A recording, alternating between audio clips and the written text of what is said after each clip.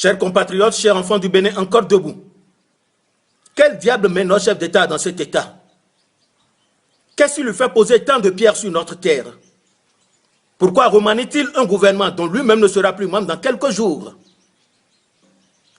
Quel fantôme le tourmente? Dès qu'il ouvre la bouche, il n'y a que des énormités. Si mon candidat Lionel Zissou ne passe, le pays sera à feu et à sang. Avec l'argent de la drogue, ils ont acheté les consciences.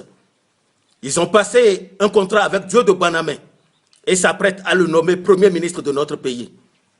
Quelle sottise, quelle ineptie. Pourquoi notre Thomas national déverse-t-il tant de fiel dans nos oreilles? Mais à le laisser continuer de la sorte, on risque fort de donner un pensionnaire hors pair au centre psychiatrique de Djako. Non, monsieur le président. On vous voudrait en possession de tous vos esprits pour voir que l'on peut gérer autrement ce pays. C'est pour ça que moi, je voudrais vous proposer une thérapie de choc. Je viens vous exorciser de la peur qui vous ankylose l'esprit. Monsieur le président, n'ayez plus peur. Il n'y aura pas de chasse aux sorcières, mais il y aura une chasse aux voleurs d'eau. Il n'y aura pas un harcèlement des hommes d'affaires, mais il y aura une traque de ceux qui, à l'État, ont plongé le pays dans les ténèbres. Monsieur le Président, n'ayez pas peur.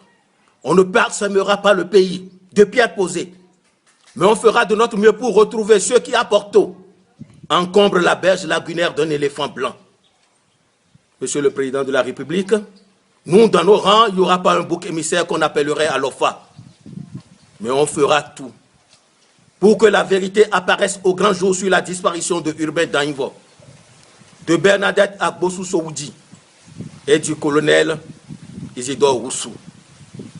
Si mes incantations, ces incantations nous vous délivrent, alors faites-les pauvres par vous-même pour vous libérer, tel que le peuple béninois, le peuple de la rupture, est en train de faire présentement avec vous.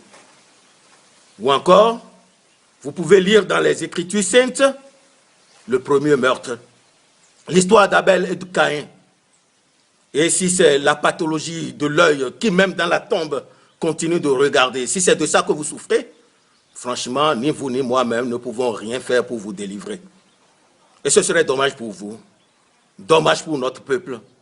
Car, bon croyant que nous sommes tous au Bénin, personne d'entre nous ne souhaite la mort du pécheur. C'est moi, Ignace Djetchenou, celui dont vous avez supprimé l'émission Entre nous sur la chaîne nationale au RTB.